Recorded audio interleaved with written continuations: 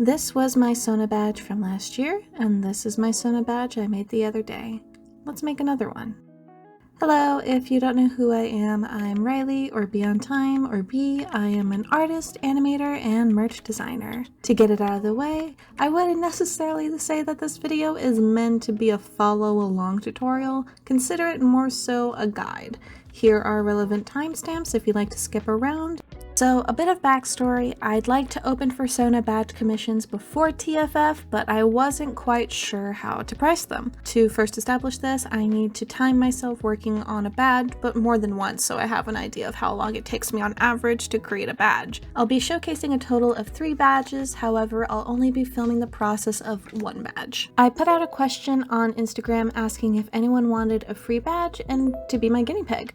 I had one sweet follower offer to pay, and whilst I did accept, I want to do another first to get a better gauge of a quoted price for them. Thankfully, fellow artist and vendor Wheatley's offered up Fursona Sludge for me to test out with, so here is the plan for Sludge. Wheatley's asked for a cheeky expression, and I am planning to use colored pencils for the bulk of this project. I've already made a thumbnail sketch that I'll need to transfer over. Once that process is done, I'll move on to coloring it properly. My badge doesn't use any liners or pens, but I'm going to be using white liners at least for Sludge to make sure everything pops. Here are my materials for this video. I have cardstock, I have colored pencils. I primarily use Artist Loft for these, but I do have some Prismacolors. I am using Avery self-lamination papers. I'm using white gel liners, scissors, hole punch, and Velcro circles. Yes, the liner pens are on here. I thought I might use them. I did not end up using them at all. Now, the Velcro circles are here because I like making the names removable.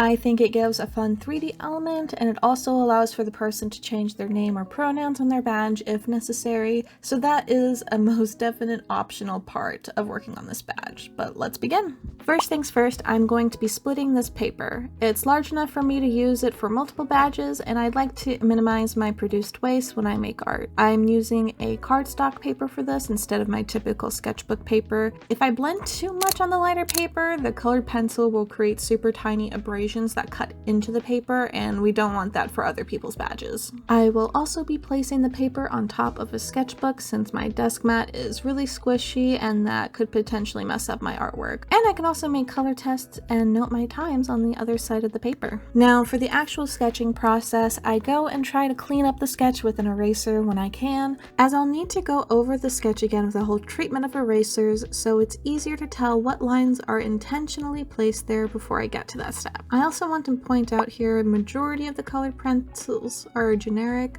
It's from Artist Loft, which I'm pretty sure is the Michaels generic brand. I think I got them several years ago, and it just so happened to be the cheapest pencils I could get for the highest pencil count at the time.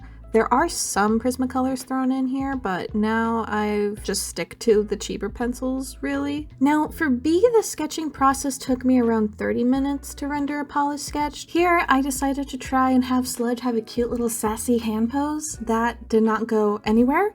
The rest of the best for Sludge did take me around 30 minutes to draw. However, that hand struggled, and it added an extra 15 minutes that I ended up erasing and then putting back later. So let's put the sketching time for this at around 45 minutes. Before moving on to coloring, I did message Wheatley's to be certain that she liked the badge in progress. She is getting it for free, however, I am still talking to someone who is my client and my friend, so I want to make sure that the badge is to her satisfaction, and thankfully she liked it. So now we are moving on to the coloring process, my favorite part and the most time ever.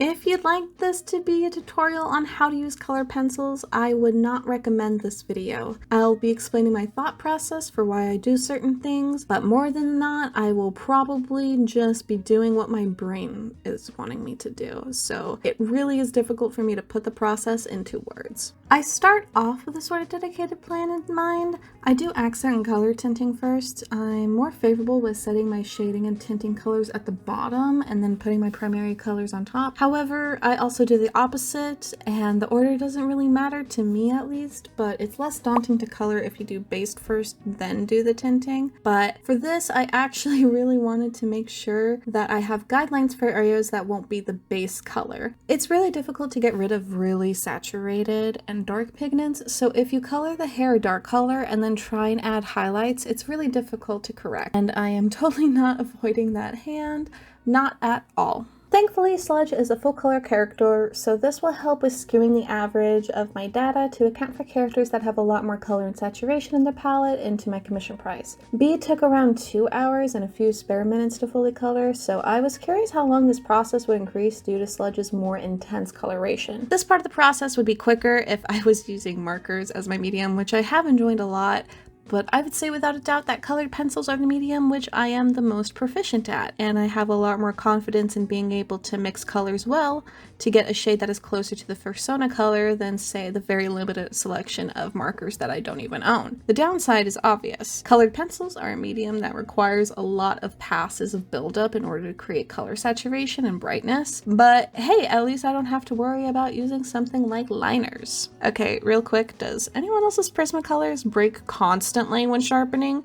It's a giant pet peeve of mine. I'm not sure if they're just prone to breakage or if it's a specific way my mechanical pencil sharpener sharpens that causes this, but these guys get short so fast just due to how often they break for me, which is a giant shame because I do like using specifically for areas where they need a lot of pigment, but Jesus. We truck along, adding more and more buildup of colors and coloring larger areas, and yeah, just work on that right side only. It's not like you're right-handed and definitely getting some dust everywhere. It's whatever. Okay, we can't avoid it any longer. Let's do the hand. This is the biggest drawback to traditional art. I can't easily adjust things as I would have done on Clip Studio, for example, but challenges like this are the only way to realistically improve one's abilities, so we truck along. I will have to commit an art sin in this, I apologize, but I've been rendering this hair for far too long. I think we got all the pigment we got out of this indigo blue colored pencil. It's time to move on to the black colored pencils. Joking aside, I do have a personal preference of avoiding using pure black just because I really enjoy making this look lighter and airy for my colored pencil drawings. However, in this situation, I think it's a necessary addition. Not to mention, I don't think using pure black should be an absolute no-no in art. I personally think it has wonderful application elsewhere. Now let's go on ahead and add some eye whites before we move on to the rest of the page.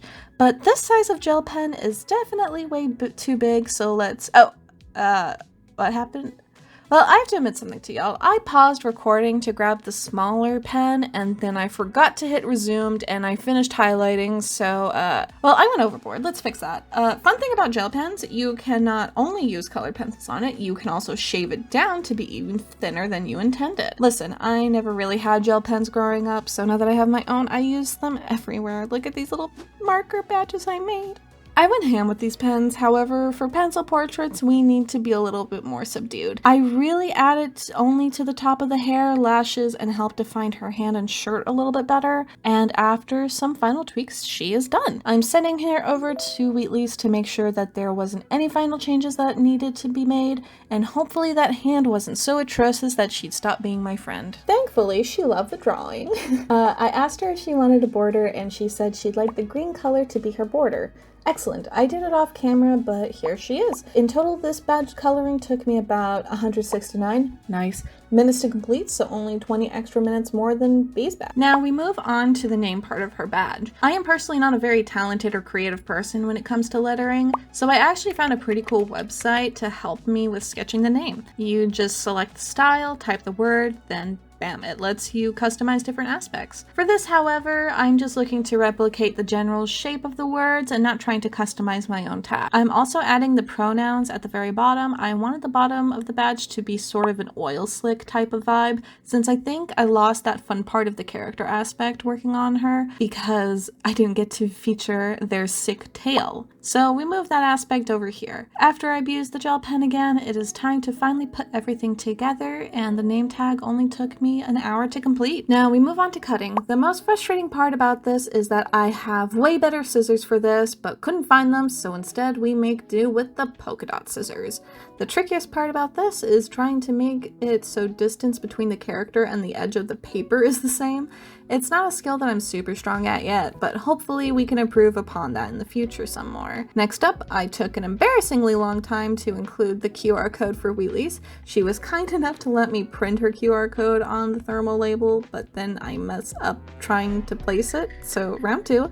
Now, what I was trying to say about this is I only apply a part of the thermal label first just to make sure that it's in the correct alignment before I completely let it apply all the way, and bam, it's done. Okay, so here is the tricky fish. So smart people would use lamination pouches to make this process easier. However, I'm insane and bought regular self-adhering lamination because this is what my friend typically gets for stickers, and it was $15 off when I bought it, so I am stuck with the consequences of my actions. I'll still be able to make this work, no worries.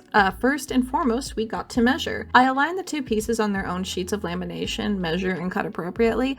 It's better to have an excess amount to trim off later than trying to make this work when you don't have enough. Typically, I do only use 1 sheet for both of the name and the badge. However, I accidentally made Sludge a little bit bigger than B's, so 2 pages of lamination this shall take. I carefully press the art flat with the cover still on before I completely remove the cover and fold the rest of the lamination to the other side. Now I press again and it's time to cut. Same method as the earlier cutting method, but I need to remember to leave space at the top of Sludge's head so I can use my hole puncher later to make sure she is able to be clipped onto a lanyard or something.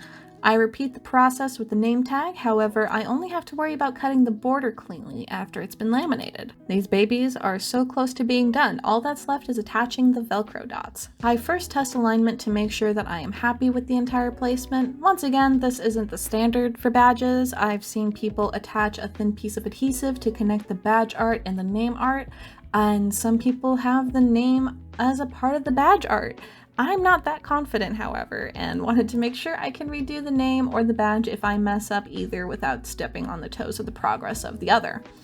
All I do is take 1 type of Velcro dot, this could be the scratchy or soft, and then I put the opposite type on top before the Velcro dot is placed on the name tag, and then I put that on top of the badge very carefully, and there we go, Sludge is all done. I sent the photos of the badge to Wheatley's, and she was very happy with it. Thank you so much to her for allowing me to exploit their Fursona for content, and also allowing me to hold this badge hostage until after TFF. But now we're going to be transitioning to the how much do I charge portion of the video. Alright, so let's talk about my pricing. I am practicing this thing called giving myself a livable standard. So my hourly price average is $20 per hour.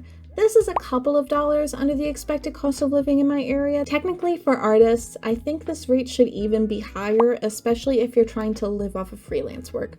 The reason why I personally put myself in the $20 range is because I don't think I have the demand or the professional quality to demand a higher one. This will change if I have an influx of demand or skill, and once that increases, I will be comfortable with charging more. Now, everyone has their own opinions about how artists should charge. You are free to charge whatever you like. This is how I'm viewing it for myself. You are welcome to use this as guidelines. However, I do encourage you to tweak this thinking to fit your own specific set of circumstances. So here's the cost of everything per badge. I'll be sharing what I spent on Sludge and then show the average for all 3 badges that I worked on. This won't be going over more tool-related supplies. This won't include the cost of my pencils, my hole puncher, my liners, etc. Anything that was used as a tool to create the badge and not a part of the badge is not included in the cost breakdown.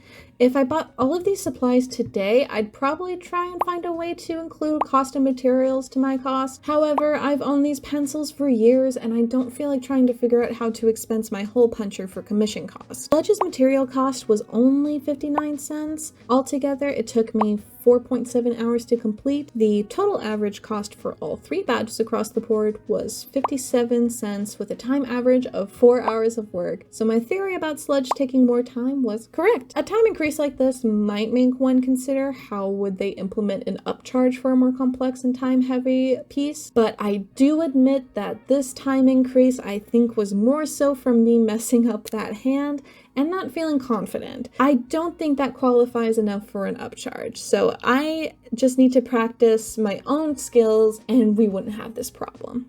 So with basic math, at 4 hours for $20 per hour, it is $80 for the badge. Now I am rounding this up to be 85. This is a part of my practice of giving myself livable standards, and I logic that this $5 increase is just to account for time spent communicating to the clients. It's not like messaging updates to clients is in of itself time consuming at all, but it's a lot of energy to update others, or at least that's how it feels for myself. Despite receiving only positive feedback for like 90% of the commission work updates, I'm always a little scared that the client might hate the entire piece, so I drag my anxiety-filled body along to update them, and everything is fine. I do think implementing little increases like this can help building confidence in pricing a bit more. So at the end of this, I'm planning on pricing these at $85. A major explanation for this price is simply the medium that I am using. I did see others' pricings and mine is a little bit higher than average, but it's primarily because of the color pencils versus digital or versus marker art. As mentioned before, you can only really build up color with colored pencils by spending a lot of time building pigment up, and you cannot really rush it. Most people actually use markers for their badges, and I understand why. I could see how this would be exponentially faster with these, since markers are incredibly opaque and you don't have to spend as much time with them. So unfortunately, the type of medium does change the pricing for this in comparison to others on the market. What is my take home here? For context, I'm going to be setting aside a portion of this cost to pay for self-employment tax. It is meant to be 15.3%. However, I am paranoid about the tax man killing me, so I am going to be setting aside 20% for my profits to taxes.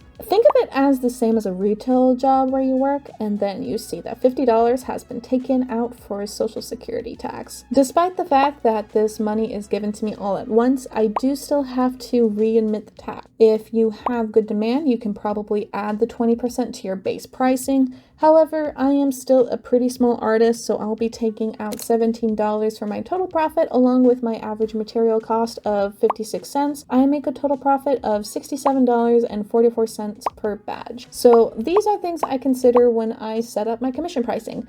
I do finally have a jhen if you're interested in commissioning me. You can also get your own badge there as well. I will also be offering free pickup for anyone going to TFF this year, and I really hope that this video helped you in maybe figuring out how you like to price your commissions. Thank you all so much again for watching. It is now time for End Card Riley. Hi, it's End Card Riley here.